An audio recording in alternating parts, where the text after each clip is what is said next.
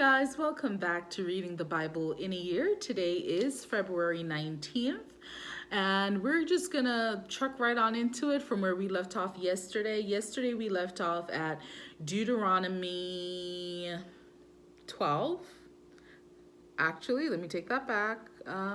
12, verse 28.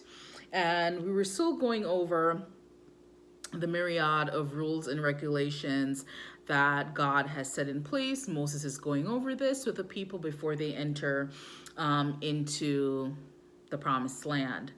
So continuing on with that, we're going to be talking about the laws against false spiritualism, which is part of the laws of Moses as it's known. So let's just truck on and begin there. We're going to be reading from Deuteronomy 18. And we're gonna, because it's all compiled together in order to prevent repetitive reading, because a lot of the rules and things of the Bible are repeated multiple times in different books. So for each thing that I do read, I'm going to let you know where it's coming from. Okay, so here we are. We are starting at Leviticus 19. I'm going to be reading verses 26b, 31, Leviticus 20, verse 6 through 8, and then I'll be going to Deuteronomy 18, verse 9 through 14. Okay. So when you enter the land the Lord your God is giving you, do not learn to imitate the detestable ways of the nations there. Let no one be found among you who sacrifices their son or daughter in the fire, who practices divination or sorcery, interprets omens, engages in witchcraft, or casts spells, or who is a medium or spiritist, or who consults the dead. Anyone who does these things is detestable to the Lord. Because of these same detestable practices, the Lord your God will drive out those nations before you. You must be blameless before the Lord your God. The nations you will dispossess, listen to those who practice sorcery or divination. But as for you, the Lord your God has not permitted you to do so. Do not follow a sorceress to live. A man or woman who is a medium or spiritist among you must be put to death. You are to stone them.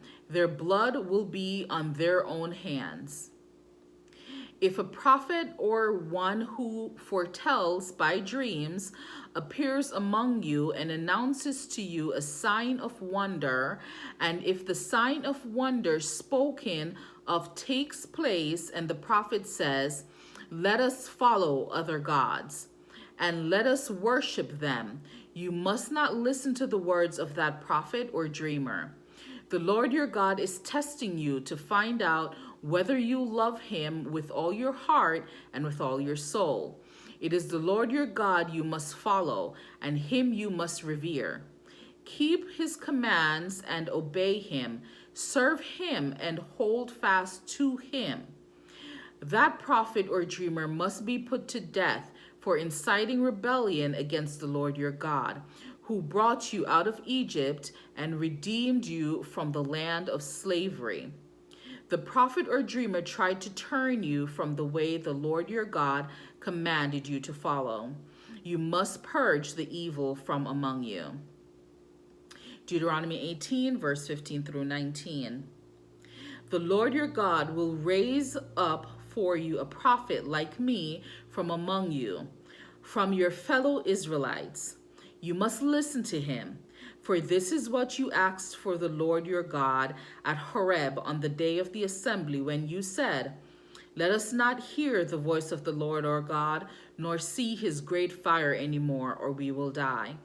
The Lord said to me, "What they say is good.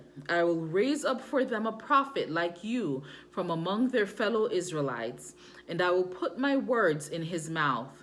He will tell them everything I command him. I myself will call to account anyone who does not listen to my words that the prophet speaks in my name. Deuteronomy 18, verse 20 through 22. But a prophet who presumes to speak in my name anything I have not commanded, or a prophet who speaks in the name of other gods, is to be put to death. You may say to yourselves, how can we know when a message has not been spoken by the Lord?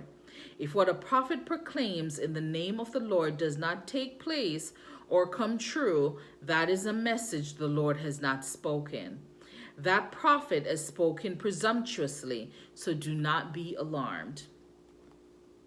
Moving on, we're going to be talking about laws regarding blasphemy.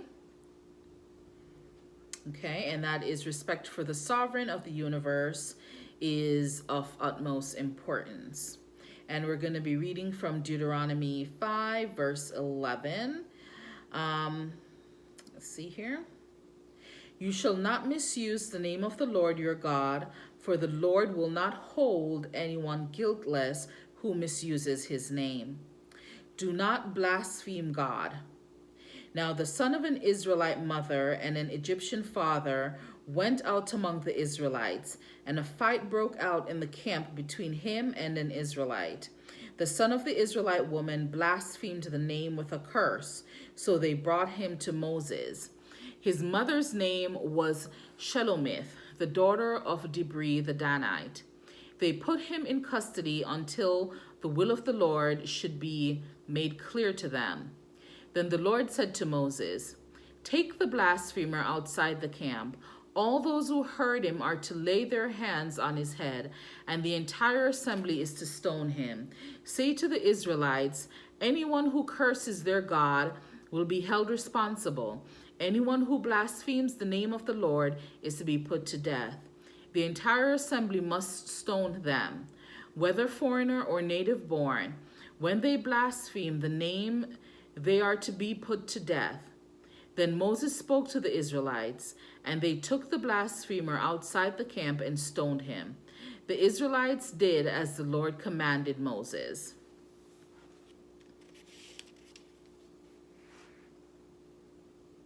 Moving on to the laws requiring dedication. To instill a proper sense of priorities and gratitude, God gives various laws demanding gifts of both the first and the best things. These gifts are to be used to support the spiritual work of the priests and Levites and to assist in benevolence for those who have special needs. Exodus 22, verse 29 and 30. Then we're going to go to Exodus 34, 19 and 20. Exodus 22, 29. Exodus 23, verse 19, 34. And then Deuteronomy 15, verses 19 to 23. Deuteronomy 18, verse 1 through 5. You must give me the first of your sons. Do the same with your cattle and your sheep. Let them stay with their mothers for 7 days, but give them to me on the 8th day. The first offering of every womb belongs to me, including all the firstborn males of your livestock, whether from herd or flock. Redeem the firstborn donkey with a lamb, but if you do not redeem it, break its neck. Redeem all your firstborn sons. No one is to appear before me empty-handed. Do not hold back offerings from your granaries or your vats. Bring the best of the first fruits of your soil to the house of the Lord your God.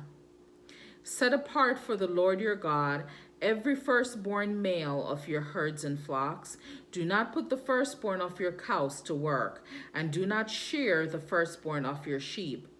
Each year you and your family are to eat from them in the presence of the Lord your God at the place he will choose.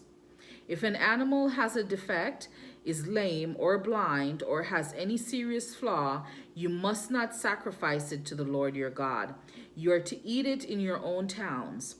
Both the ceremonial unclean and the clean may eat it, as if it were gazelle or deer.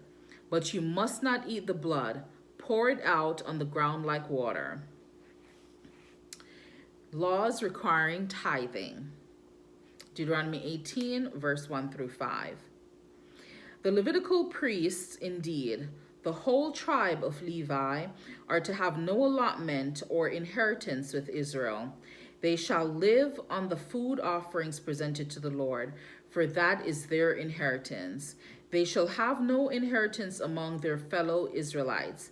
The Lord is their inheritance, as he promised them. This is the share due the priests from the people who sacrifice a bull or a sheep, the shoulder, the internal organs, and the meat from the head.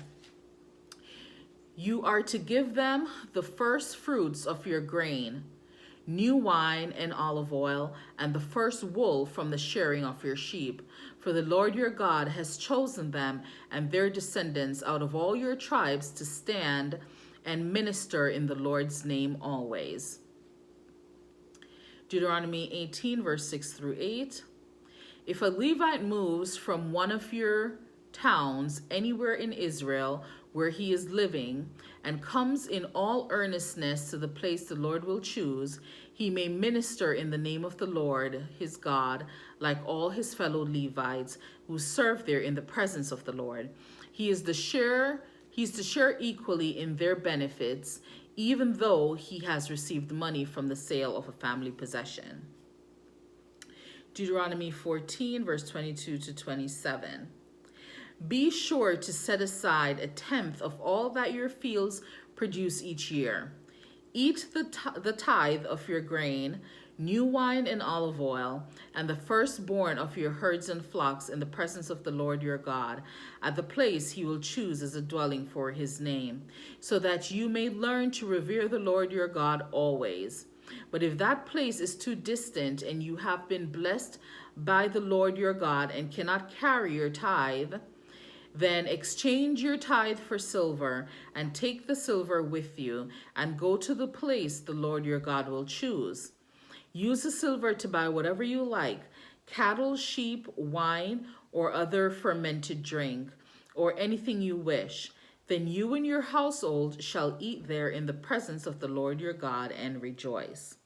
And do not neglect the Levites living in your towns, for they have no allotment of inheritance of their own. At the end of every 3 years, bring all the tithes of that year's produce and store it in your towns, so that the Levites and the foreigners, the fatherless and the widows who live in your towns may come and eat and be satisfied, and so that the Lord your God may bless you in all the work of your hands. Special instructions for conquest. Deuteronomy 26, verse 1 through 4. Actually, that's going to be verses 1 through 11. Through 15. When you have entered the land the Lord your God is giving you as an inheritance, and have taken possession of it and settled in it, take some of the first fruits of all that you have produced from the soil of the land of the Lord your God is giving you, and put them in a basket. Then go to the place the Lord your God will choose as a dwelling for his name, and say to the priest in office at the time, I declare today to the Lord your God that I have come to the land the Lord swore to our ancestors to give us. The priest shall take the basket from your hands and set it down in front of the altar of the Lord your God. Then you shall declare before the Lord your God, my father was a wandering Armenian, and he went down into Egypt with a few people and lived there and became a great nation, powerful and numerous.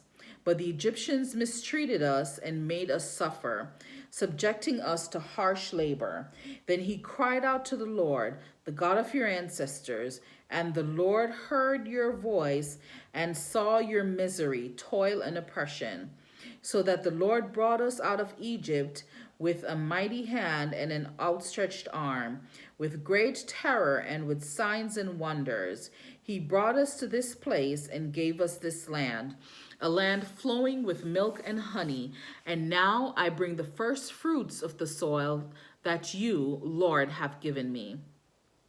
Place the basket before the Lord your God and bow down before him.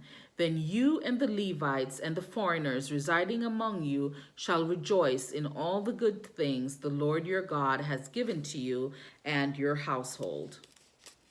When you have finished setting aside a tenth of all your produce in the 3rd year, the year of the tithe, you shall give it to the Levite, the foreigner, the fatherless, the widow, so that they may eat in your towns and be satisfied.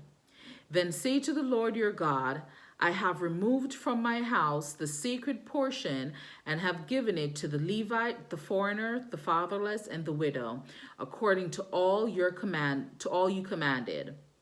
I have not turned aside from your commands, nor have I forgotten any of them. I have not eaten any of the sacred portion while I was in mourning, nor have I removed any of it while I was unclean, nor have I offered any of it to the dead. I have obeyed the Lord my God. I have done everything you have commanded me. Look down from heaven, your holy dwelling place, and bless your people, Israel, and the land you have given us, as you promised on oath to our ancestors, a land flowing with milk and honey. Leviticus 19, verse 23 to 25. When you enter the land and plant any kind of fruit tree, regarding its fruit as forbidden, for 3 years you are to consider it forbidden. It must not be eaten. In the 4th year all its fruit will be holy, an offering of praise to the Lord. But in the 5th year you may eat its fruit. In this way your harvest will be increased. I am the Lord your God. Okay, and now we're moving on to the law of the Sabbath. To promote continual remembrance and to provide periodic occasions for formal worship of God, various special days, months, and years are set aside for national celebration and individual devotion. The first and foremost day of worship, the Sabbath, is commanded no less than 12 times throughout the giving of the laws. It is symbolic of the day upon which God rested after creation, and a reminder that no day of rest was permitted when the Israelites were in Egyptian bondage. It is the one day each week when all attention can be focused upon God and his blessings. And although the Sabbath falls on the last day of each week, it foreshadows a time when the first day of each week will be observed in memory of the greatest event which will have happened since creation. Exodus 23, verse 12, Exodus 35, verse 1 and 2, Leviticus 19, verse 3, and Deuteronomy verse 5, and Deuteronomy 5, verse 12 through 15. So this has been referenced in all those books, chapters, and phrases that I just mentioned. Observe the Sabbath day by keeping it holy, as the Lord your God has commanded you. 6 days you shall labor and do all your work, but the 7th day is a Sabbath to the Lord your God. On it you shall not do any work, neither you nor your son or your God. On it you shall not do any work, neither you nor your son or your daughter, or your male or female servant, nor your ox, your donkey, or any of your animals, nor any foreigner residing in your towns, so that your male and female servants may rest as you do. Remember that they were slaves in Egypt, and that the Lord your God brought you out of there with a mighty hand and an outstretched arm. Therefore, the Lord your God has commanded you to observe the Sabbath day. And that ends our reading for today, February 19th. We're going to continue tomorrow reading more about observing the Sabbath. So I hope that you will join me for that reading. Once again, stay blessed, and I look forward to seeing you tomorrow. Bye.